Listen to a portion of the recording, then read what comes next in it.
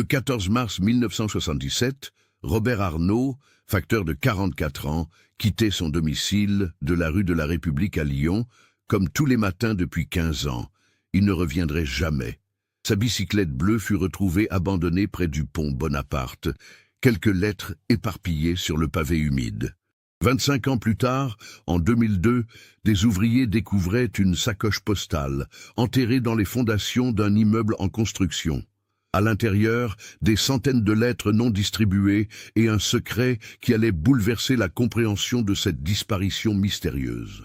Comment un homme si méticuleux avait-il pu simplement disparaître? Et pourquoi sa sacoche se trouvait-elle enfouie à cet endroit précis? Avant de continuer Armos avec cette histoire troublante, si vous appréciez les affaires mystérieuses réelles comme celle-ci, abonnez-vous à la chaîne et activez les notifications pour ne manquer aucune nouvelle enquête. Maintenant, découvrons comment tout a commencé. Lyon, au milieu des années 70, était une ville en pleine transformation.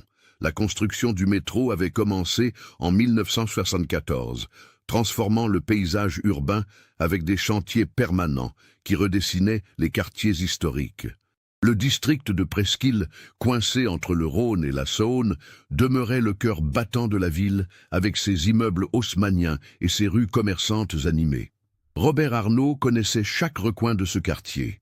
Depuis 1962, il arpentait les mêmes rues, grimpait les mêmes escaliers, saluait les mêmes concierges. À 44 ans, cet homme de taille moyenne aux cheveux grisonnants était devenu une figure familière du secteur. Les habitants de la rue de la République, de la rue Mercière et des petites artères adjacentes avaient appris à reconnaître sa silhouette penchée sur sa bicyclette bleue, sa sacoche en cuir brun battant contre sa hanche. Marie Arnault, son épouse de 42 ans, enseignait à l'école primaire du quartier de la Croix-Rousse. Leur fils Julien, âgé de 16 ans, préparait son baccalauréat au lycée du Parc. La famille menait une existence paisible dans leur appartement de 3 pièces au 3e étage d'un immeuble de la rue de la République, à quelques centaines de mètres du centre de tri postal, où Robert commençait sa journée chaque matin à 6 heures. Robert était apprécié de ses collègues pour sa ponctualité et sa conscienciosité. Henri Lavigne, son superviseur âgé de 38 ans, le décrivait comme le facteur le plus fiable du secteur. Jamais un retard, jamais une plainte des habitants, jamais une lettre égarée. Cette réputation irréprochable rendait sa disparition d'autant plus incompréhensible. Le matin du 14 mars 1977, Robert se leva comme d'habitude à 5h30. Marie se souvenait parfaitement de cette matinée. Il a bu son café en silence, comme toujours. Il regardait par la fenêtre, observant les premiers rayons de soleil qui perçaient les nuages. Le temps était humide, il avait plu pendant la nuit. Vers 6h moins 10, Robert embrassa sa femme et sortit chercher sa bicyclette dans la cour de l'immeuble. Le concierge, M. Blanc, l'aperçut traverser la cour d'un pas régulier. « Bonjour, Robert », lança-t-il. « Bonjour, Auguste », répondit le facteur avec un sourire. Ce fut le dernier échange de Robert Arnault avec quelqu'un de son entourage. Au centre de tri postal de la rue de l'ancienne préfecture, Robert récupéra sa sacoche quotidienne. D'après les registres, elle contenait exactement 143 pièces de courrier. Lettres personnelles, factures, documents administratifs, quelques colis légers. Sa tournée devait le mener d'abord rue Mercière, puis rue de Brest, avant de remonter vers la place Bellecour pour finir par les immeubles de la rue de la République. Henri Lavigne nota l'heure de départ de Robert. 6h52. Il était peut-être un peu plus silencieux que d'habitude, mais rien d'inquiétant. Robert n'était pas du genre bavard le matin. Cette observation, anodine sur le moment, prendrait une résonance particulière par la suite. Vers 9h30, Madame Joséphine Durand, concierge de l'immeuble du 23 rue Mercière, s'étonna de ne pas voir arriver Robert. Il passait toujours vers 8h15. Jamais de retard. Quand 9h ont sonné, j'ai commencé à m'inquiéter. Elle téléphona au bureau de poste pour signaler l'absence du facteur. Henri Lavigne décida d'aller vérifier l'itinéraire habituel de Robert. Il suivit le parcours en voiture, scrutant les rues et les places. Vers 11 heures, un agent de police l'interpella près du pont Bonaparte. « Vous cherchez quelque chose ?» demanda l'agent. « Mon facteur n'est pas arrivé ce matin », expliqua Henri. C'est alors qu'ils découvrirent la bicyclette bleue de Robert, abandonnée contre le parapet du pont, côté Presqu'île. La sacoche avait disparu, mais une dizaine de lettres étaient éparpillées sur le sol humide, comme si elles étaient tombées d'une main tremblante. Certaines enveloppes portaient des traces de boue, d'autres semblaient avoir été piétinées. L'agent de police, brigadier Morel, examina immédiatement les lieux. Pas de traces de lutte, pas de sang, pas de témoins. Juste cette bicyclette et ses lettres. Il nota méticuleusement les adresses des lettres éparpillées. Toutes correspondaient au début de la tournée de Robert, secteur rue Mercière et rue de Brest. À 13 heures, Marie Arnaud fut prévenue par un coup de téléphone d'Henri Lavigne. Robert n'est pas rentré de sa tournée. Sa bicyclette a été retrouvée près du pont Bonaparte. Ces mots résonnèrent dans l'esprit de Marie comme un coup de tonnerre. Robert, si ponctuel, si prévisible, ne disparaissait pas ainsi sans explication. Elle se rendit immédiatement au commissariat du 2e arrondissement, accompagnée de son fils Julien. L'inspecteur Claude Mercier, âgé de 52 ans, vétéran de la police lyonnaise, prit leur déposition. « Votre mari avait-il des ennemis? Des dettes? Des problèmes de santé ?» Les questions habituelles pour ce type d'affaires. « Robert était l'homme le plus régulier du monde », insista Marie. « Il n'avait pas d'ennemis. Pas de dette, pas de maîtresse. Il aimait son travail, sa famille, ses promenades du dimanche au parc de la Tête d'Or. Il ne buvait pas, ne jouait pas, ne se disputait avec personne. » Julien, bouleversé, ajouta « Mon père me disait toujours que la ponctualité était la politesse des princes. Il ne serait jamais parti sans prévenir. » Ces témoignages dressaient le portrait d'un homme sans histoire, ce qui rendait sa disparition d'autant plus mystérieuse. L'inspecteur Mercier lança immédiatement les recherches.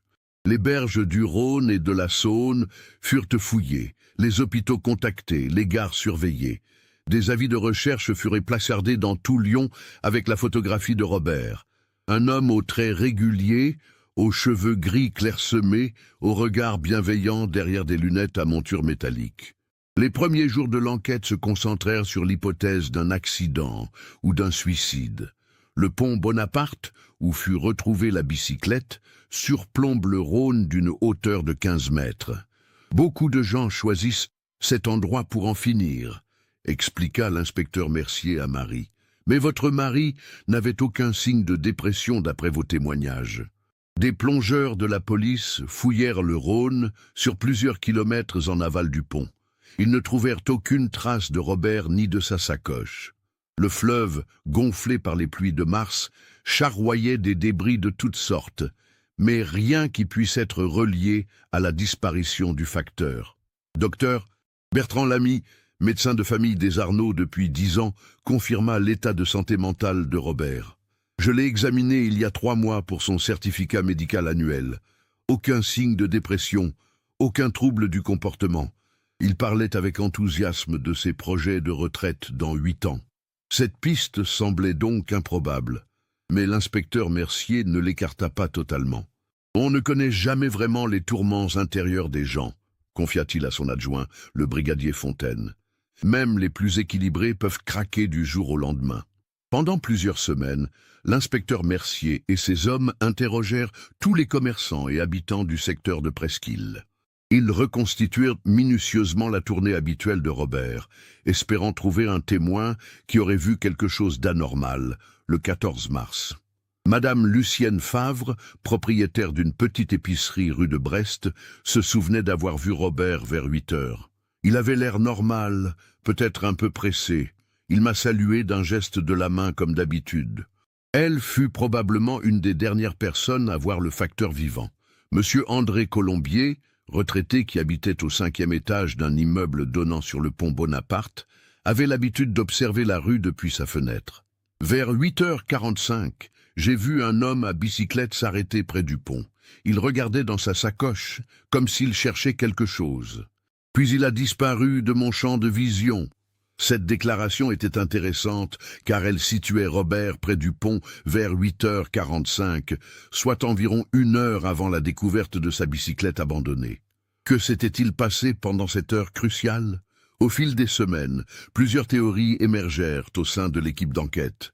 L'inspecteur Mercier privilégiait l'hypothèse de l'accident. Robert a pu glisser en descendant de sa bicyclette, tomber dans le Rhône et être emporté par le courant. Le brigadier Fontaine penchait plutôt pour l'agression. Quelqu'un a voulu lui voler sa sacoche. Ça a mal tourné. Une troisième théorie, plus romantique, circulait parmi les collègues de Robert. La fugue amoureuse. Il a peut-être rencontré une femme sur sa tournée, suggérait timidement Madame Girard, employée au centre de tri. Après 15 ans du même parcours, il avait envie d'autre chose. Cette hypothèse indignait Marie Arnaud. Robert n'était pas homme à abandonner sa famille.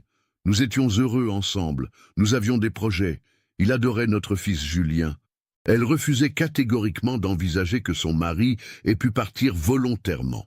Henri Lavigne, le superviseur, apportait un éclairage professionnel. Robert connaissait la valeur du courrier qu'il transportait. Il savait qu'il y avait parfois des chèques, des documents importants. Il était très consciencieux sur ce point. Jamais il n'aurait abandonné sa sacoche. Les semaines passèrent sans nouvelles de Robert. Marie Arnaud sombrait dans une détresse profonde, partagée entre espoir et désespoir. Je sursautais à chaque sonnerie de téléphone, à chaque coup à la porte. J'espérais qu'il reviendrait avec une explication simple, peut-être une perte de mémoire temporaire. Julien, le fils, réagissait différemment. À 16 ans, il refusait d'accepter la disparition de son père sans explication. Il commença à mener sa propre enquête, interrogeant les commerçants du quartier, collant des photos de Robert dans toute la ville, scrutant les visages dans les gares et les cafés. Mon fils était devenu obsédé par la disparition de son père, se souvenait Marie. Il négligeait ses études, ne dormait plus, passait ses journées à chercher des indices. J'avais peur qu'il sombre dans la folie. L'école de Marie lui accorda un congé exceptionnel. Les collègues et les parents d'élèves organisèrent une collecte pour soutenir la famille. La solidarité était magnifique, raconta Marie, mais rien ne pouvait remplacer Robert. Nous étions perdus sans lui. Durant l'été 1977, plusieurs témoignages parvinrent à la police. Un homme ressemblant à Robert avait été aperçu à Marseille, un autre à Grenoble. Chaque fois, l'inspecteur Mercier vérifiait scrupuleusement, mais il s'agissait toujours de cas d'erreur sur la personne. En août, un corps fut repêché dans le Rhône près de Vienne. Marie Arnaud dut se rendre à la morgue pour une identification. Ce n'était pas Robert, constata-t-elle avec un mélange de soulagement et de déception. Ce pauvre homme avait l'âge de mon mari, mais ce n'était pas lui. Une médium, Madame Célestine Moreau, contacta spontanément la famille. « Je vois votre mari dans un endroit sombre près de l'eau. Il essaie de communiquer avec vous. » Marie, désespérée, accepta de la rencontrer, mais les révélations de la voyante se révélèrent aussi vagues qu'inutiles. Ces fausses pistes épuisaient moralement la famille et mobilisaient inutilement les ressources de la police. L'inspecteur Mercier commençait à craindre que l'affaire ne se transforme en cold case, comme tant d'autres disparitions inexpliquées. Parallèlement aux recherches policières, l'administration postale menait sa propre investigation. Il fallait déterminer si Robert avait eu accès à des informations confidentielles, s'il avait manipulé des valeurs importantes, si sa disparition pouvait être liée à son travail. Henri Lavigne éplucha les registres de distribution des semaines précédant la disparition. Robert n'avait jamais eu affaire à des courriers particulièrement sensibles. Pas de recommandés suspects, pas de colis de valeur. Sa tournée était très ordinaire. L'inspection des postes et télécommunications envoya un enquêteur, M. Gérard Blanchard, pour auditer les procédures du centre de tri. Il interrogea tous les employés, vérifia les stocks, contrôla les procédures de sécurité. Rien d'anormal ne fut décelé. L'hypothèse d'une malversation postale ne tient pas, conclut l'inspecteur Blanchard. Robert Arnaud était un employé modèle, sans le moindre reproche professionnel. Sa disparition n'est pas liée à son travail. Cette conclusion rassurait l'administration, mais n'apportait aucune réponse sur le sort de Robert. Au contraire, elle rendait sa disparition encore plus mystérieuse.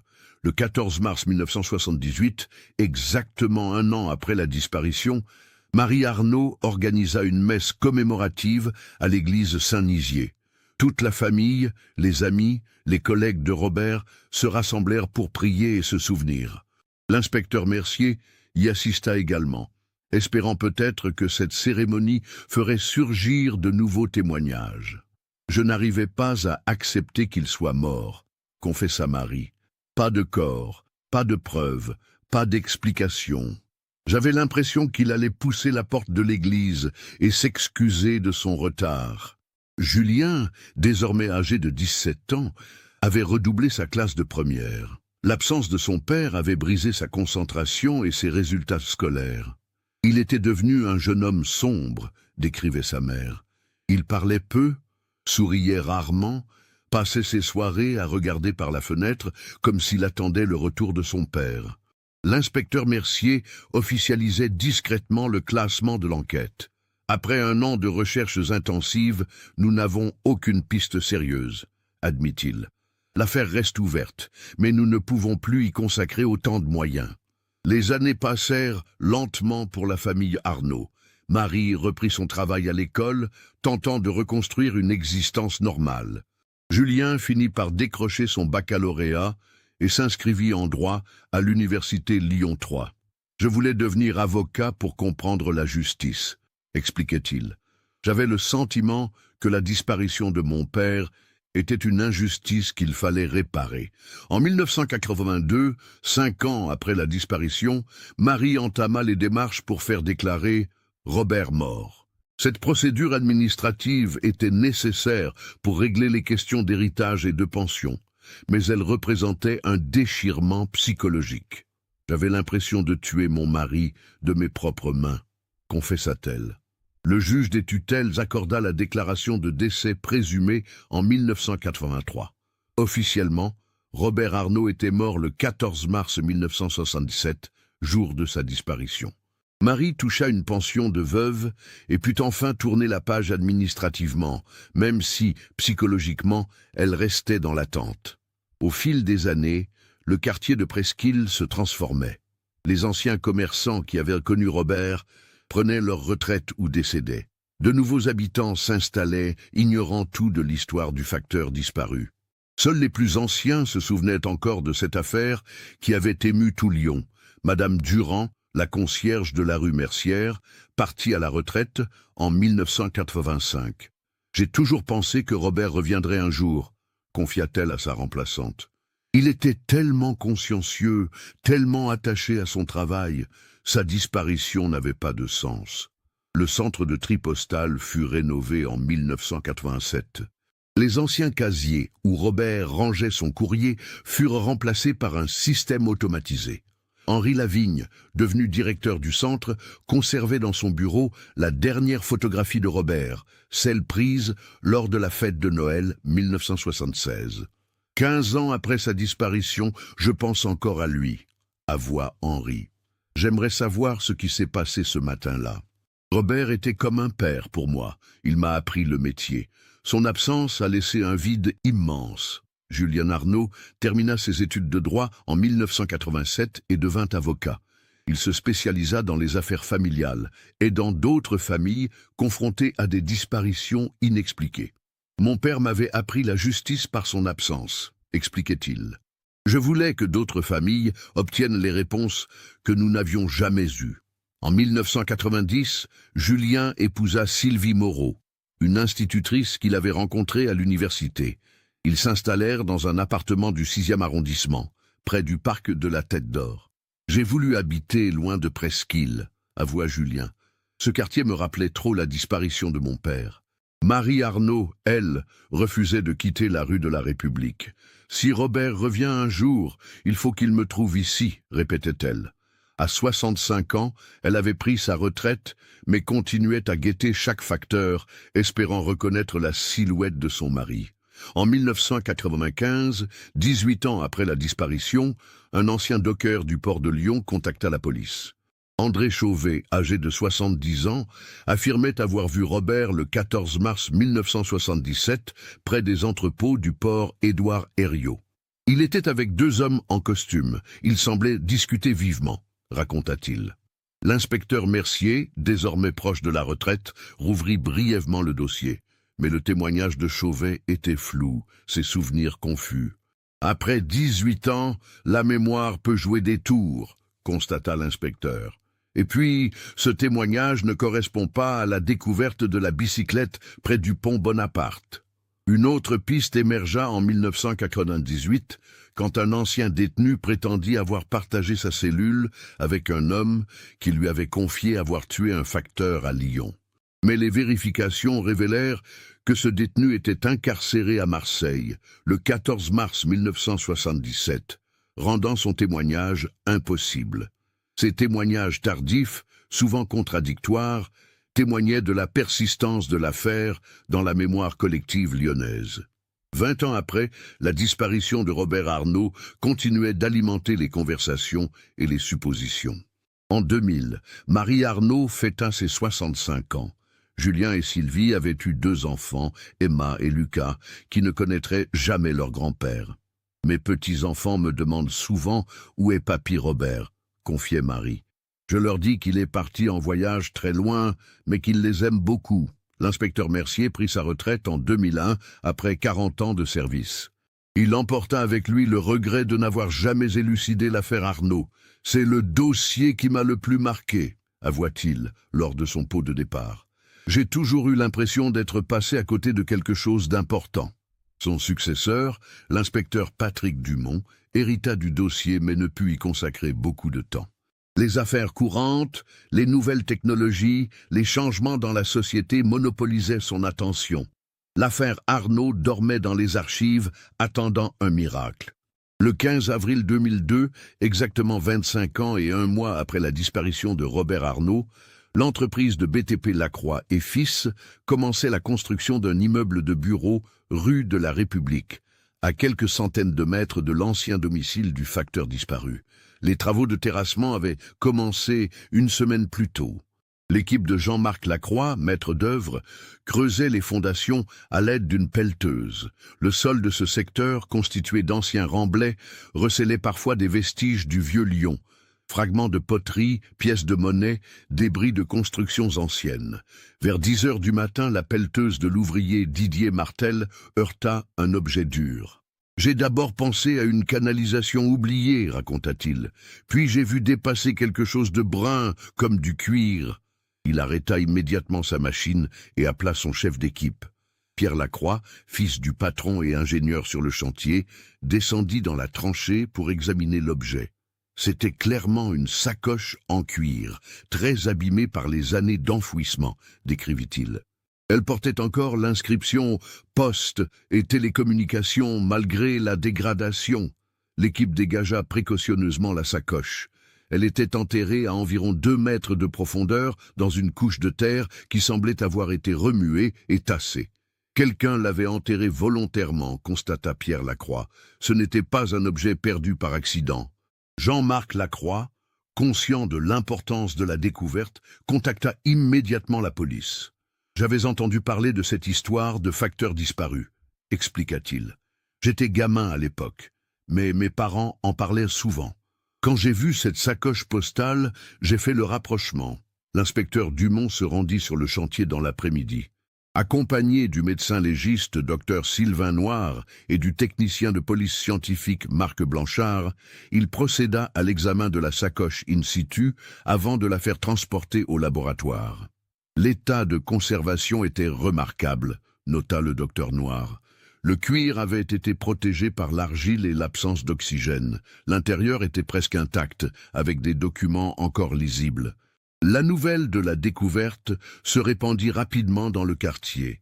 Les anciens habitants, ceux qui avaient connu Robert Arnault, vinrent voir le chantier. « J'étais ému aux larmes », se souvint Madame Girard, l'ancienne employée du centre de tri. Après 25 ans, on allait peut-être enfin savoir ce qui était arrivé à Robert. Au laboratoire de police scientifique, l'équipe de Marc Blanchard ouvrit délicatement la sacoche. L'intérieur révéla un trésor d'informations, 137 lettres et documents, parfaitement conservés, datant tous de mars 1977. C'était comme une capsule temporelle, décrivit Blanchard.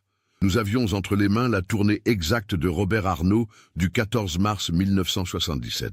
Toutes les adresses correspondaient à son secteur habituel. Mais l'examen révéla quelque chose d'étrange. Parmi les lettres destinées aux habitants de Presqu'île, 6 enveloppes portaient la mention « confidentielle » et étaient adressées à des personnalités locales. Un adjoint au maire, un chef d'entreprise, un médecin réputé, un banquier, un commissaire de police et un journaliste du Progrès. Plus troublant encore, ces 6 enveloppes avaient été ouvertes, puis refermées avec soin. Quelqu'un avait lu le contenu de ces lettres, constata l'inspecteur Dumont. Mais pourquoi Robert aurait-il fait cela? Ce n'était pas dans son caractère. L'inspecteur Dumont demanda l'autorisation d'ouvrir officiellement ces lettres confidentielles. Le procureur de la République, maître Jean-Pierre Vidal, autorisa l'ouverture dans le cadre de l'enquête sur la disparition de Robert Arnault. Le contenu des lettres révéla un secret stupéfiant. Chaque courrier contenait des photographies compromettantes et des documents attestant d'activités illégales, corruption, détournement de fonds, chantage, adultère. Les 6 destinataires étaient tous impliqués dans un réseau de corruption qui touchait la politique, l'économie et la justice lyonnaise. C'était un véritable système de chantage, analysa l'inspecteur Dumont. Quelqu'un collectait des informations compromettantes sur les notables lyonnais et les utilisait pour les contrôler. La lettre destinée au commissaire de police Émile Garnier était particulièrement révélatrice. Elle contenait des photographies le montrant en compagnie d'un trafiquant de drogue notoire, ainsi qu'un document attestant de versements réguliers sur un compte bancaire en Suisse. En échange de sa protection, le commissaire touchait 50 000 francs par mois. L'adjoint au maire, François Delorme, était compromis par des documents prouvant qu'il vendait des permis de construire contre des dessous de table. Le banquier Philippe Charvet était photographié remettant des liasses de billets à un homme politique lors d'une réunion secrète. Robert avait découvert tout ce système, comprit l'inspecteur Dumont. Mais comment? Et pourquoi avait-il ouvert ces lettres? En examinant plus attentivement les autres documents de la sacoche, les enquêteurs découvrirent des notes manuscrites de Robert. Écrites de sa main sur de petits carnets, elles racontaient une toute autre histoire que celle d'un facteur consciencieux victime d'un accident. 15 février 1977. J'ai remarqué que certaines lettres confidentielles sont ouvertes puis refermées avant d'arriver au centre de tri. Quelqu'un intercepte le courrier en amont. 22 février 1977. J'ai suivi discrètement le camion de collecte. Il fait un arrêt non prévu dans un entrepôt rue de l'Université. Le chauffeur remet des sacs à un homme que je ne connais pas. 28 février 1977. J'ai réussi à identifier l'homme de l'entrepôt. Il s'appelle Marcel Fontaine. Il travaille pour une société de sécurité privée. Pourquoi s'intéresse-t-il au courrier? Les notes de Robert révélaient une enquête personnelle minutieuse menée pendant plusieurs semaines. Le facteur avait découvert qu'une partie du courrier sensible était interceptée systématiquement avant distribution. Les investigations de Robert l'avaient mené à découvrir un réseau sophistiqué. Marcel Fontaine, employé de la société de sécurité Protect Services, interceptait certaines lettres grâce à la complicité de chauffeurs des postes. Il ouvrait le courrier, photographiait le contenu compromettant, puis refermait les enveloppes. Ces informations étaient ensuite vendues à un commanditaire mystérieux qui les utilisait pour faire chanter les personnalités concernées. Le système fonctionnait depuis des années, générant des profits considérables tout en permettant de contrôler secrètement une partie de l'élite lyonnaise. Robert était tombé sur quelque chose d'énorme, analysa l'inspecteur Dumont. Un réseau qui touchait la politique, la justice, l'économie. Des gens puissants avaient intérêt à le faire taire. La dernière note de Robert, datée du 13 mars 1977, était particulièrement troublante. Demain, je vais confronter Henri avec mes découvertes. Il faut que ça cesse. Ces gens n'ont pas le droit de violer l'intimité des citoyens. L'inspecteur Dumont comprit alors que Robert avait prévu de dénoncer le système à son superviseur, Henri Lavigne, le matin de sa disparition. Mais Henri était-il complice du réseau ou innocent? Cette question cruciale nécessitait une nouvelle enquête, 25 ans après les faits. Henri Lavigne, désormais âgé de 63 ans et directeur du centre de tri, fut convoqué pour un interrogatoire. Confronté aux notes de Robert et aux preuves du chantage, il s'effondra après quelques heures de questions. « Robert m'a effectivement parlé le matin du 14 mars, avoua-t-il. Il m'a montré ses notes, ses découvertes. J'étais terrifié parce que j'étais impliqué malgré moi dans ce système. » Henri révéla qu'il était lui-même victime de chantage depuis 1975. Marcel Fontaine détenait des photographies compromettantes, le montrant avec la femme d'un de ses collègues. Ils m'ont forcé à leur donner accès au planning de collecte, aux itinéraires des camions. Je n'avais pas le choix. Le matin du 14 mars 1977, Henri avait paniqué en apprenant que Robert avait tout découvert. J'ai immédiatement contacté Marcel Fontaine. Je lui ai dit que Robert savait tout et qu'il fallait l'arrêter avant qu'il ne parle. Marcel avait organisé un guet-apens. Il avait attendu Robert sur son parcours habituel, près du pont Bonaparte, vers 8h45. Il lui a proposé de discuter, de trouver un arrangement. Robert était naïf, il pensait pouvoir négocier. Mais la discussion avait mal tourné. Marcel avait tenté de récupérer la sacoche de Robert pour détruire les preuves. Robert avait résisté, refusant d'abandonner le courrier dont il était responsable. Dans la bagarre, Marcel l'avait frappé avec une barre de fer. « Robert est tombé inconscient », poursuivit Henri. Marcel a cru qu'il était mort. Il a pris la sacoche et a transporté Robert dans une voiture garée près du pont. Henri révéla que Marcel avait emmené Robert, encore vivant mais gravement blessé, dans un entrepôt abandonné près du port Édouard Herriot.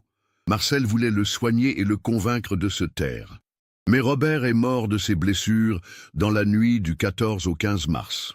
Paniqué, Marcel avait fait disparaître le corps de Robert en le jetant dans un four de l'usine sidérurgique de Feyzin, où il avait un complice. Le corps a été détruit complètement, précisa Henri. C'est pour ça qu'on ne l'a jamais retrouvé. Quant à la sacoche, Marcel l'avait enterrée près de la rue de la République, pensant qu'elle ne serait jamais découverte. Il voulait garder les preuves du chantage pour continuer son trafic, mais il n'osait pas les conserver chez lui.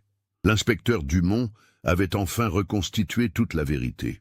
Robert Arnault était mort parce qu'il avait découvert un réseau de corruption et qu'il avait voulu faire son devoir de citoyen en le dénonçant. Marcel Fontaine, âgé de 68 ans, fut arrêté à son domicile de Villeurbanne. Confronté aux aveux d'Henri Lavigne et aux preuves matérielles, il finit par avouer le meurtre de Robert Arnault. « Je ne voulais pas le tuer », prétendit-il. « J'essayais juste de récupérer la sacoche. Ça a dérapé. » L'enquête révéla que Marcel dirigeait effectivement un réseau de chantage depuis 1973. Il avait corrompu plusieurs employés des postes pour intercepter le courrier sensible et extorquer de l'argent aux personnalités compromises. 6 autres complices furent arrêtés, dont 3 anciens chauffeurs des postes et 2 membres de la société Protect Services. Le réseau avait généré plus de 2 millions de francs de profit en 4 ans. Plusieurs des victimes du chantage étaient décédées entre 1977 et 2002, emportant leurs secrets dans la tombe. D'autres, encore vivantes, furent convoquées pour témoigner de l'extorsion dont elles avaient été victimes. L'inspecteur Dumont se rendit personnellement chez Marie Arnault pour lui annoncer la vérité sur la disparition de son mari. À 67 ans, elle vivait toujours dans le même appartement de la rue de la République, fidèle à sa promesse d'attendre Robert. « Votre mari était un héros », lui dit l'inspecteur. « Il est mort en essayant de défendre la justice et l'honnêteté. Il a découvert un réseau de corruption et a refusé de fermer les yeux. » Marie accueillit la nouvelle avec un mélange de soulagement et de tristesse. « Au moins, je sais maintenant qu'il n'est pas parti volontairement », murmura-t-elle. Robert était resté fidèle à ses valeurs jusqu'au bout. Julien Arnault, désormais avocat reconnu, fut profondément ému par la révélation. « Mon père s'est battu pour la vérité », déclara-t-il. Sa mort n'aura pas été vaine si elle permet de comprendre l'importance de l'intégrité. Le procès de Marcel Fontaine et de ses complices s'ouvrit en septembre 2003 devant la cour d'assises du Rhône. L'affaire fit sensation dans la presse lyonnaise, révélant l'ampleur de la corruption qui avait gangréné la ville dans les années 70. Marcel Fontaine fut condamné à 20 ans de réclusion criminelle pour meurtre. Ses complices écopèrent de peines de prison allant de 5 à 15 ans. Henri Lavigne, reconnu coupable de complicité mais considérant les circonstances atténuantes de son chantage, fut condamné à 8 ans de prison. Justice est enfin rendue à Robert Arnault, déclara le procureur lors de ses réquisitions. Cet homme ordinaire a montré un courage extraordinaire en refusant de se taire face à la corruption. La famille Arnault obtint des dommages et intérêts substantiels. Mais Marie déclara qu'elle reverserait une partie de cette somme à une association d'aide aux familles de disparus. La découverte de la vérité sur la mort de Robert Arnault eut des répercussions durables sur Lyon. Elle révéla les failles du système postal des années 70 et conduisit à un renforcement des procédures de sécurité du courrier. Une plaque commémorative fut apposée sur le pont Bonaparte, là où avait été retrouvée la bicyclette de Robert. L'inscription rappelait à la mémoire de Robert Arnault, facteur, mort en 1977 pour avoir défendu l'intégrité du service public et la justice. Marie Arnault organisa chaque année, le 14 mars, une cérémonie en mémoire de son mari. Les anciens collègues de Robert, les habitants du quartier, les représentants de la Poste venaient témoigner leur respect pour cet homme qui avait payé de sa vie son attachement à l'honnêteté. « Robert nous a appris qu'il ne faut jamais accepter l'injustice », déclara Henri Lavigne lors de sa sortie de prison en 2008. « J'ai payé pour ma lâcheté, mais son exemple m'a permis de retrouver ma dignité. » Marie Arnault s'éteignit paisiblement en 2010. À l'âge de 75 ans. Elle avait vécu 33 ans avec le mystère de la disparition de son mari et 8 ans avec la vérité sur sa mort héroïque. « Maman est partie en paix », confia Julien.